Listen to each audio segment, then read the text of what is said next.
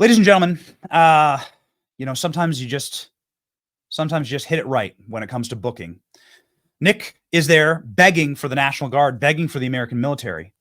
It is our absolute honor to welcome on the perfect guest to talk about where the hell is the National Guard? Where is the American military? The great General Michael Flynn joins the program live now.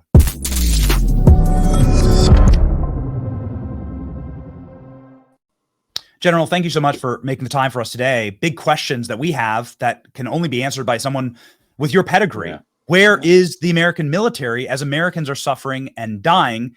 I'll preface this by saying our sources on the ground tell us that there are hundreds of bodies, American bodies, still buried in mudslides, and thousands of Americans that could potentially perish still in this storm. Where is the American military? Yeah. So a couple of things that I want to cover. And Nick Sortor is unbelievable, and being on the ground there and doing what he's doing. I mean, talk about courage. So let me take it to the big picture first, because and then I will take it down to North Carolina and what should be done, what should immediately be done, and we're already a week too late. So big picture, we have over 100 counties, probably around 150 counties, from Apalachicola, Florida, all the way up to the Appalachian Mountains of Western North Carolina. So probably looking at 150 counties, in various states that are in a complete disaster zone. And so this is a federal emergency of epic proportions, of biblical proportions, that the federal government has been totally absent. Okay. I mean, absent. And I have folks that I'm working with right now, and I'll talk a little bit about what we did in North Carolina, what's going on in North Carolina, because people out around the country are, frankly, some around the world are asking where they can help, but certainly people around the country. So the big picture is we got about at least 150 counties that are in a total disaster zone, from northern Florida all the way up to in parts of Tennessee and, of course, North Carolina. In North Carolina, there's over 1,000 dead that have been confirmed to me, with just the body bags that have been filled.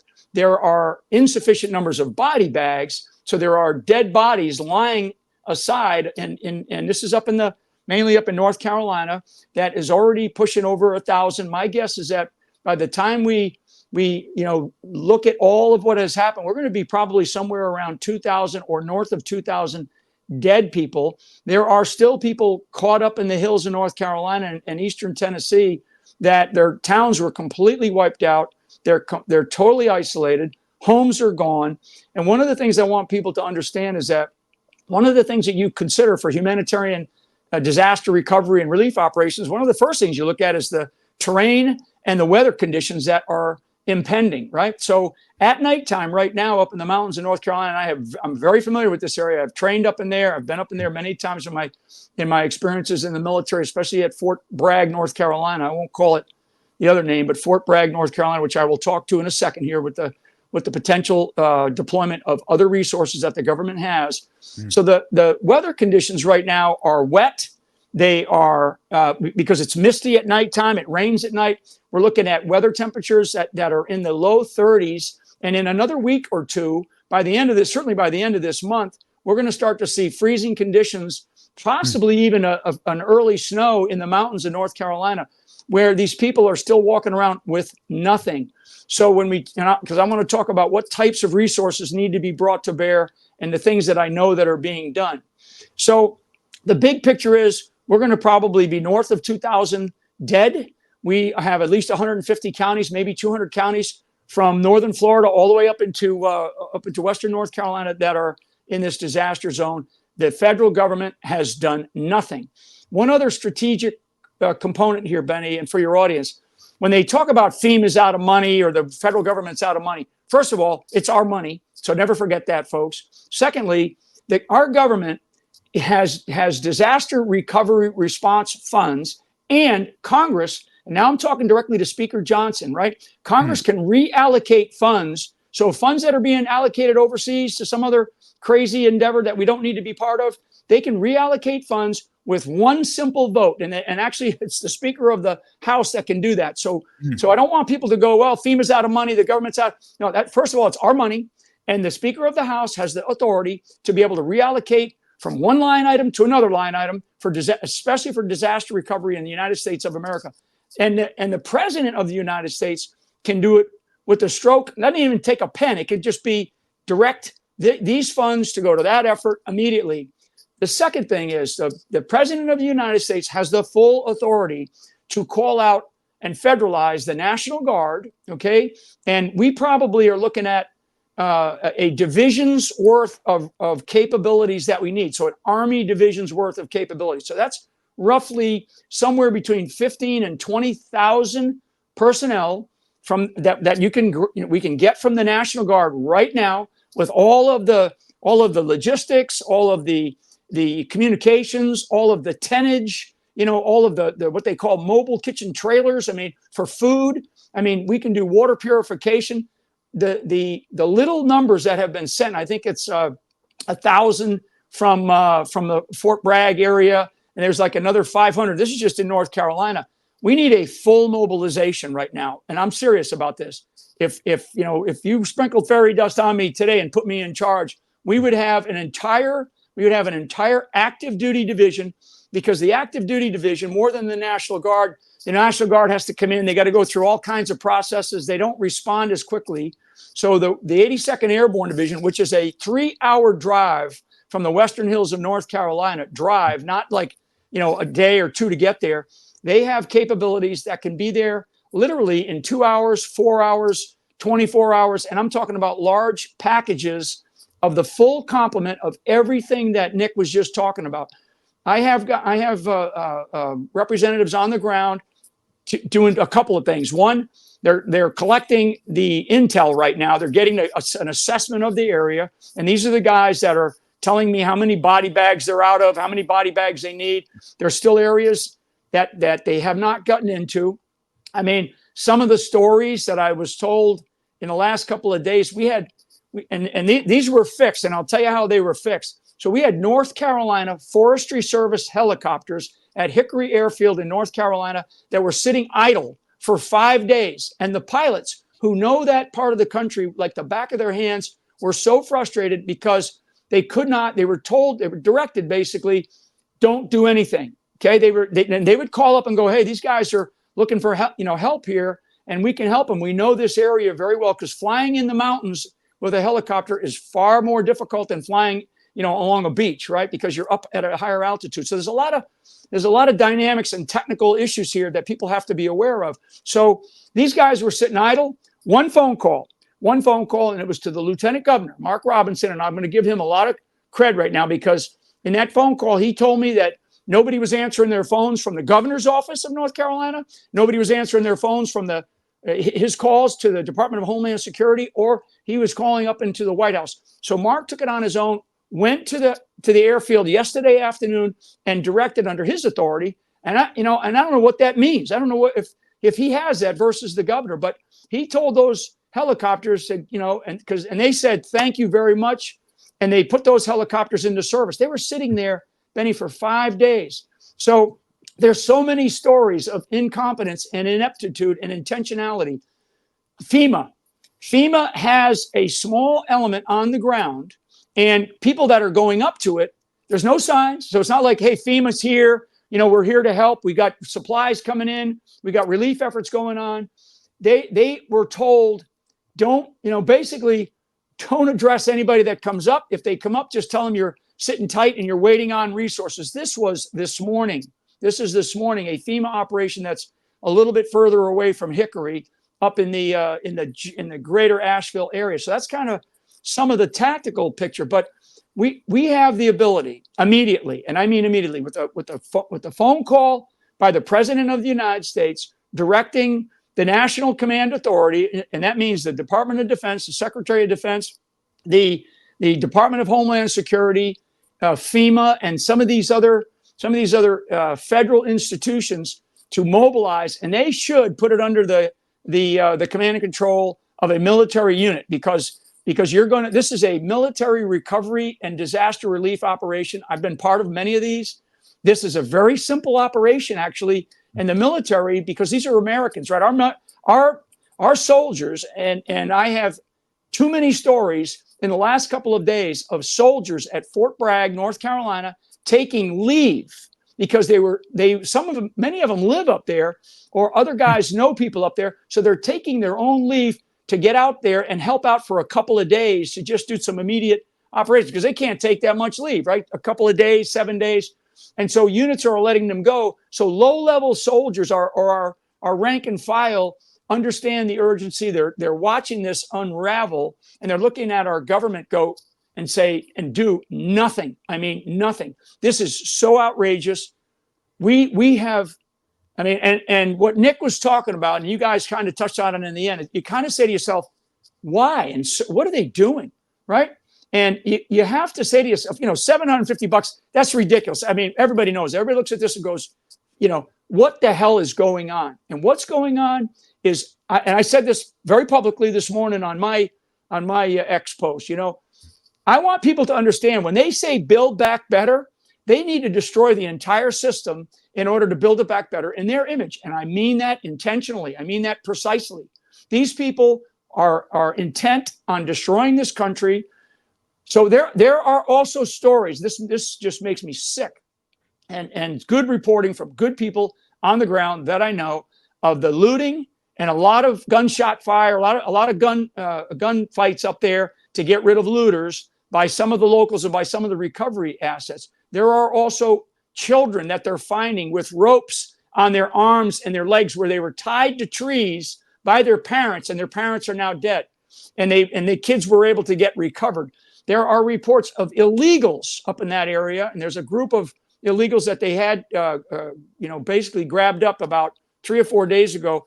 And, these are the allegations of raping some of these children up there. So this is brutal, and this is a war zone. And in a war zone, and this is what I mean about this sort of disaster zone, it's like a war zone. You showed many of the pictures, Benny. So when you have a war zone like that, you're going to have all sorts of nefarious characters, actors. You're going to have people up there with all kinds of, hey, if you support me, if you support this, and they're going to be benefiting from it.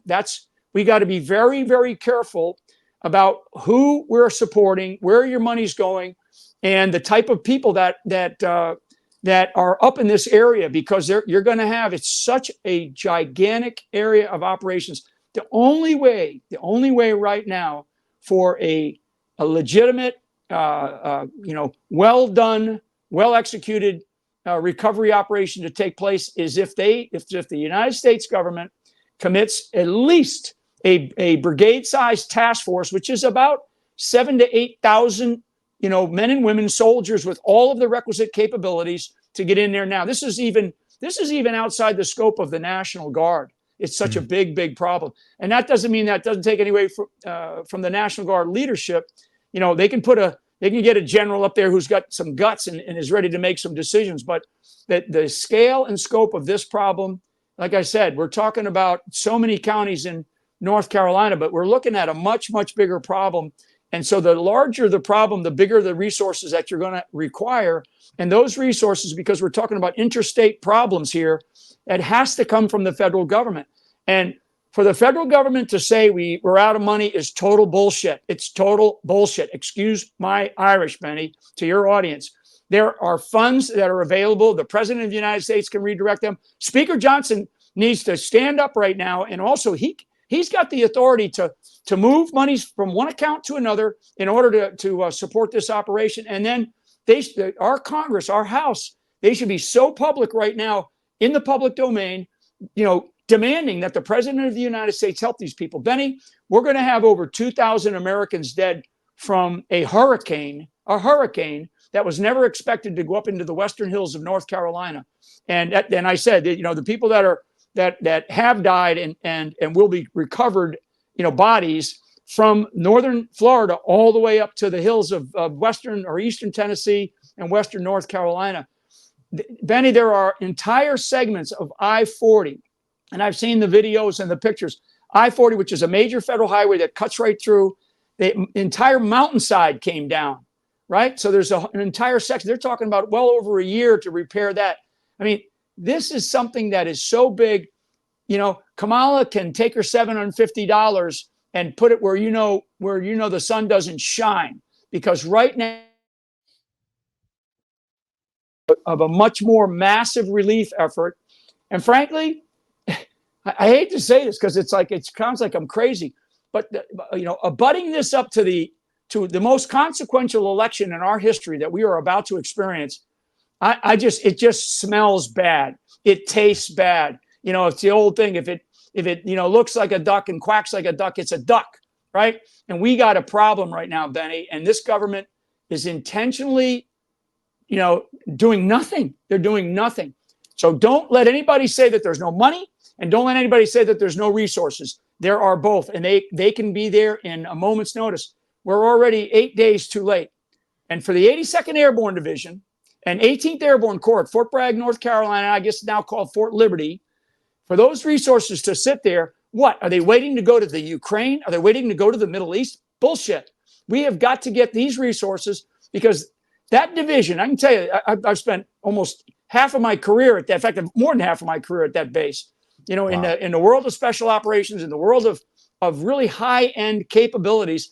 I mean, tonnage, clothing, food, logistics, bridging, trucks, air mobility. They have they have more than a brigade's worth of aviation assets. They have a totality of command and control capabilities. Just an ability to go up on, and I know some of the area up there, like there's some fairground areas, and then you have some off-site airfields where there's large open space where the space can be cleared immediately, just bulldoze. Because even the Army at Fort Bragg has bulldozers, has cranes, has all this complement of capabilities. All of that can be brought to bear. You clear up a couple of spaces, you start flying around there, you actually run it like we ran operations in any war zone in the country, because that's what this is. In fact, it's worse than a war zone. You've seen the pictures, you've shown the videos on your screen. We need to get up there with military resources, and we need to do it now. And I mean now. And I'm thankful to actually, because I think Ron DeSantis sent some bridging assets up there from the National Guard and from the State Guard, but certainly from the National Guard. Other governors need to start coming together, folks, because if Joe Biden, he is not there, okay? Joe Biden needs to be 25th Amendmented out. Kamala Harris, who has no concept of what I just said in the last 15 or 20 minutes, zero concept. But there are people in our government, and there's certainly people in the Department of Defense. Lloyd Austin should be ashamed of himself. As a Secretary of Defense, he knows full well what the U.S. military is very capable of doing, all complements, whether it's National Guard, whether it's our reserve forces, or whether it's our active duty. And right now, to put an active duty unit in there for, let's just say, 30 days, and then you can bring in, some of the other search and rescue, some of the other civilian capacity that we have in this country, right? So we know that there's people, and we'll get this. I'll get this information to you so you can put it out on your show, because there is a church up there that is setting up operations. It's a great church, great pastor. There's another couple of groups up there that I know that are bringing in truckloads of food and shelter and warm clothes. I mean, money, yes, will help pay for the fuel services. I know one of the guys that's up there, they brought 6 helicopters up, private. These are private guys who went up there. They normally get a phone call from FEMA. FEMA never called them. These guys are the top end search and rescue people, and FEMA calls them whenever there's a disaster. FEMA never called them. And so they're up there on their own because they just give a shit about what's going on. So they have about 6 helicopters, and they need to pay for fuel. The folks providing the fuel up there have given them fuel at half price, which is really, really nice. But that fuel will eventually run out, so we need to get, we need to pay to get fuel up there. If we continue down this path with trying to do this, by private citizens, and I'll shut up here in a second, Benny. It kind of harkens back to the retreat from Afghanistan, when we pulled out of Afghanistan, and the tragic loss of the beautiful 13 lives, so many others that were wounded, the leaving behind of American citizens, the government pulled out. And so what happened? I mean, there's still Americans back there, right? And so private citizens stepped up, and they started to conduct rescue operations in the most difficult part of the world. Now we're talking about right here in our own front yard. This isn't our backyard. This is our front yard, America. And we have the full capabilities, assets, resources, funding, all of it. And you know what? That's our money. Don't let anybody say, well, the government doesn't have any money. Bullshit. there is so much money that we can come get access to, and they can reallocate this. We're in a new fiscal year. I mean, these are things that I understand, and God help these people. If from my perspective, I ain't speaking for Trump, but from my perspective, God help these people if we get back into office, because this is insane. We can't have close to 2,000, and it's going to go north of 2,000 when we see it all, and the billions and billions and billions of dollars that are going to be just destroyed, and people's lives. I mean, everything. So sad. And we got to look back at these kinds of things and go, what do we do? Why? And I know why. I think there's an intentionality behind this. And I would love Joe Biden. He didn't even know that there's a storm. He didn't know which storm. I heard you ask Nick about, you said, what storm? He was like, which storm you talking about? Are you shitting me? And I'm getting Irish on you here. I want to calm my voice a little bit, because we have American citizens that are at risk, that have died, that have lost every single thing that they own. We have the full ability in this country to take care of them right now for an immediate period of time. And I'm talking about probably for the next, certainly 90 days, maybe longer. We can put them, up like we put illegals up, right, in hotels. I mean, we can bring them into, I know, I mean, these are all things that I know we are capable of doing. And the military can get in there immediately and start to put people in at least tents on a fairground, and line it up like we've always done in places like overseas combat zones, where we get in there with CBs and we build plywood homes. I mean, we can bring in complements of trailers. I mean, so much can be done, and our government is on its rear end doing nothing, hoping what they're hoping for? They're hoping that it affects the election and the outcome of election, particularly in places like Georgia, like North Carolina, are affected so much. But I can't imagine, Nick highlighted it, trying to get people to be able to vote, right? I mean, that's the last thing that is on my mind for these people. I want Donald Trump to get back into office. Donald Trump has to have, an entire battalion of infantry around him to protect him from being killed by, frankly, some of it might be Iranians. Some of it's probably people in our own damn government working with Mexican cartels and working with other criminal elements to kill this man. So that's another discussion for another day. I know you wanted to talk about something that Jack Posobiec had posted, and I think Jack's right about that there's other plots afoot. And this is insane where we are as a nation, never mind what Mother Nature and our government, what Mother Nature did and what our government has failed to do. So I want people to, I will get to you places where people can give that I totally have vetted, totally trust. And frankly, yes, the organizations that are helping, they need the money, but the people need shelter. They need thermal sleeping bags. They need little until our government kicks in, until something kicks in. They need tonnage. They need clothing, warm clothing. They need preserved foods, right? Canned goods. I mean, all the kinds of things. So we're going to be up there in North Carolina here, in Selma here with a whole bunch of people. We've turned our entire Reawaken America event that we planned, months ago, into basically a humanitarian assistance relief effort. So we're going to be doing that, and then we're going to be in Charlotte, helping out Donald Trump with a big event. And we're going to turn that into a humanitarian assistance relief effort. And personally, one of the things that I do very well, and for your audience, is I connect people and I connect organizations, because I have a great network of really wonderful people.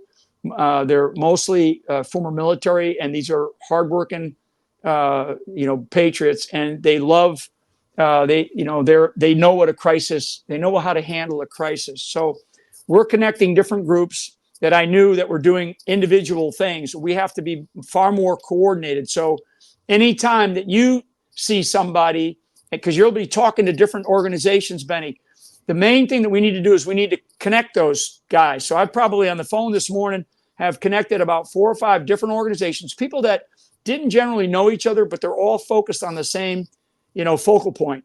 And that focal point right now is to get relief efforts up into North Carolina. So we've got trucks going up, we've got helicopters going in. We do have some funding coming in, kicking in for particularly for fuel, because the other thing is like you need heaters, right? We need heaters. Heaters run on gas, propane, or they run on just MoGas. So those are the kinds of things. There's the corporate world of Home Depot, Lowe's, Walmart. I mean, all of these big box stores, right?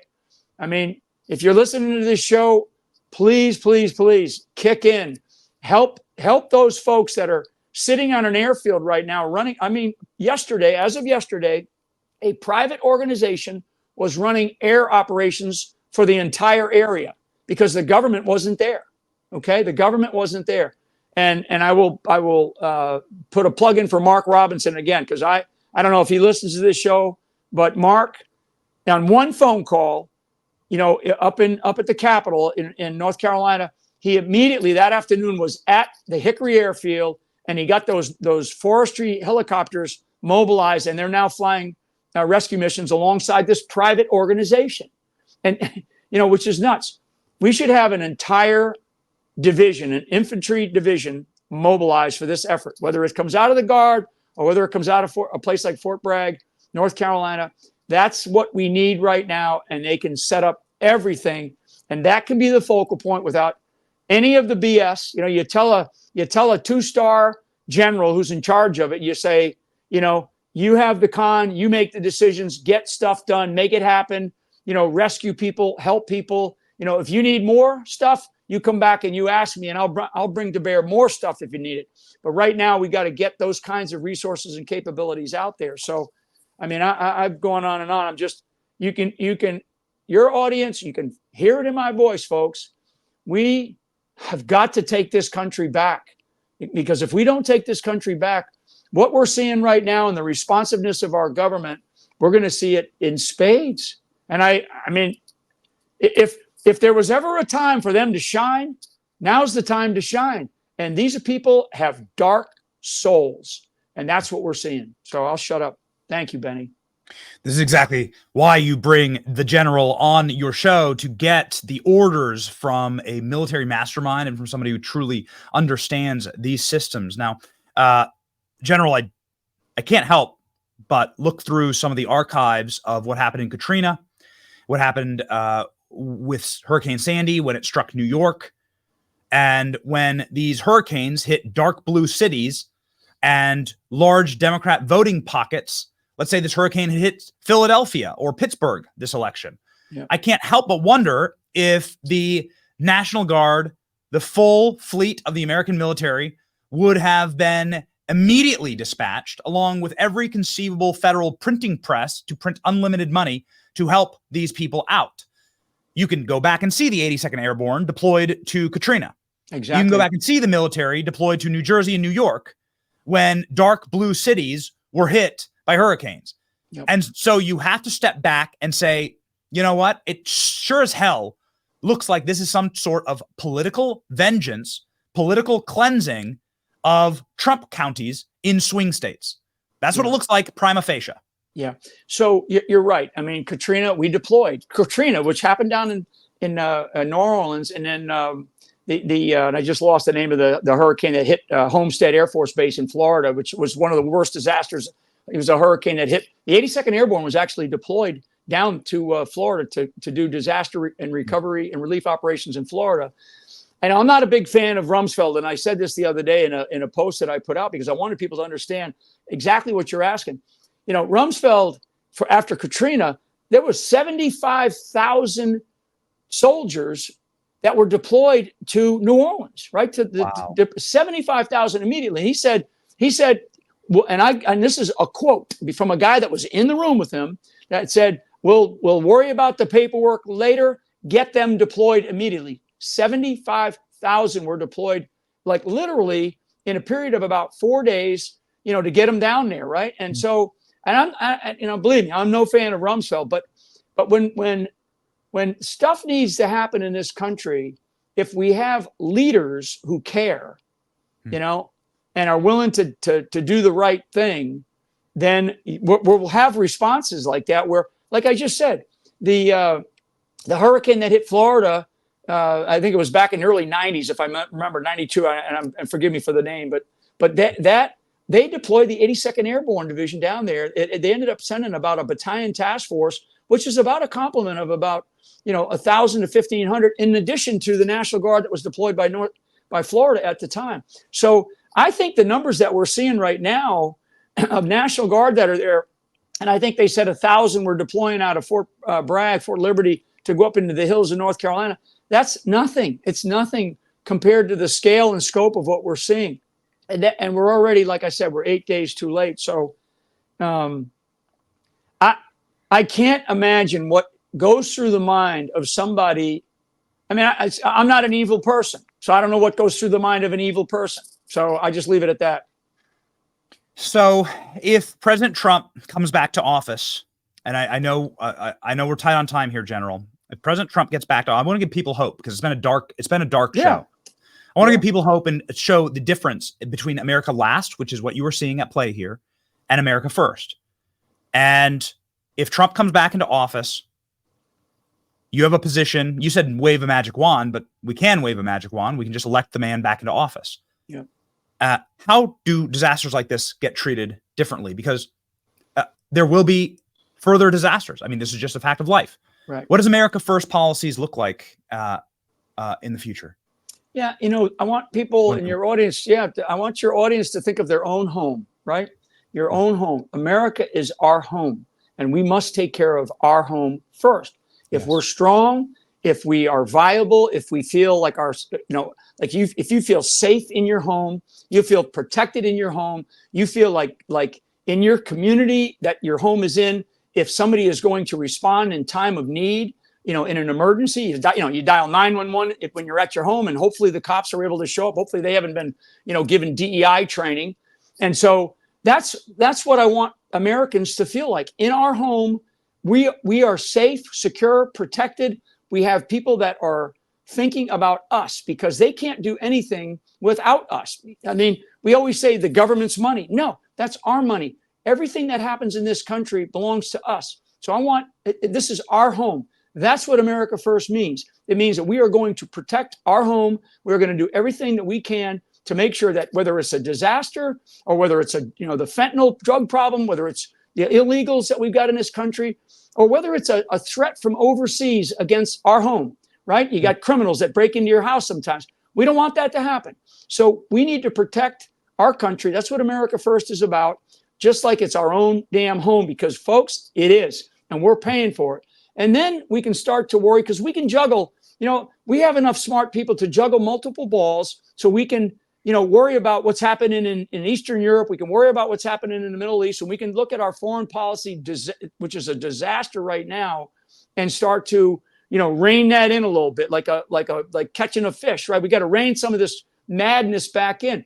We have good people that can do that kind of stuff, but we have to first make ourselves stronger. And one of the ways that we make ourselves stronger, and Trump has been all over this, energy, and I'll just talk about energy for a second, because it's like your own home, right?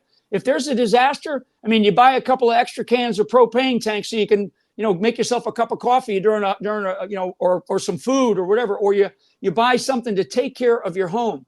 We have energy in abundance in this country to take care of the rest of the world, frankly.